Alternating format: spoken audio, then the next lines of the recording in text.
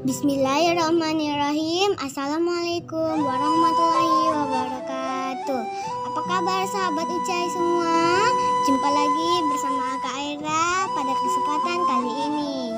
Oh ya sahabat, jangan lupa ya klik tombol like, subscribe, komen, dan share video Kak Aira ya, biar Kak Aira lebih semangat lagi.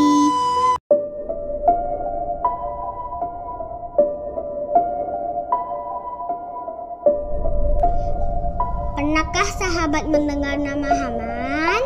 Mengapa Haman disebutkan dalam Al-Quran? Mau tahu sahabat? Yuk kita simak ulasan berikut. Dikutip dari berbagai sumber, inilah sosok Haman dan perannya hingga Allah menyebutkan dalam Al-Quran versi sahabat Ucai. Haman adalah seorang manusia yang hidup pada zaman Fir'aun dan Nabi Musa. Setidaknya di dalam Al-Quran sendiri nama Haman disebut sebanyak 6 kali. Mari kita perhatikan ayat-ayat berikut yang menyebutkan Haman dan memberikan kepada kita gambaran tentang sosok Haman dan peran besarnya di balik kezaliman penguasa Fir'aun. Mengapa Haman sangat berpengaruh pada saat itu? Hal ini dikarenakan Haman merupakan adalah seorang menteri atau penasehat yang paling berpengaruh di zaman Fir'aun di Mesir. Haman adalah man behind the gun di balik kezaliman Fir'aun.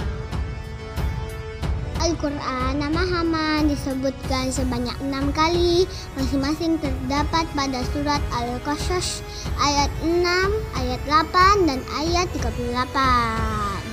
Surat Al-Ankabut ayat 39 dan surat Al-Mu'min ayat 24 dan ayat 36.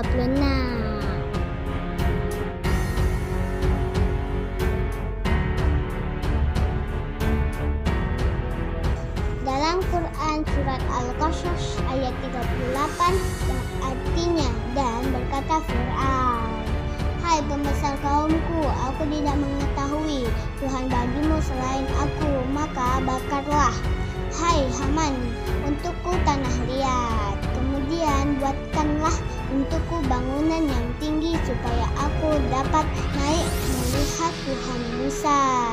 Dan sesungguhnya aku benar-benar yakin bahwa dia termasuk orang-orang pendusta."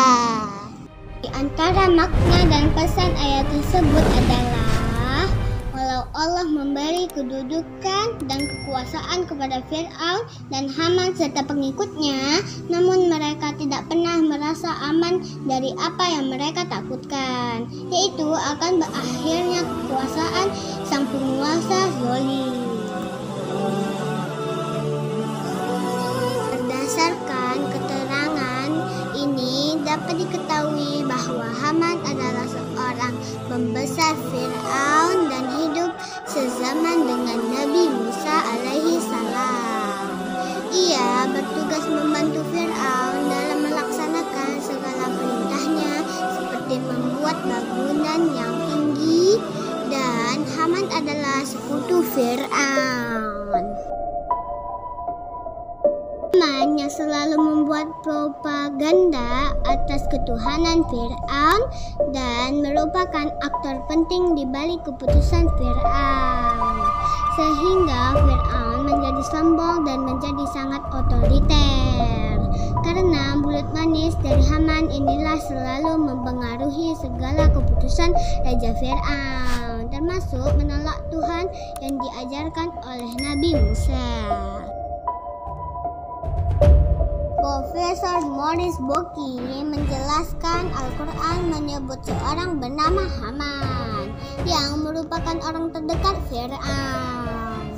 Orang ini diminta Fir'aun untuk membangun bangunan yang tinggi yang akan dipergunakannya untuk mencapai Tuhan yang dipercayai Musa.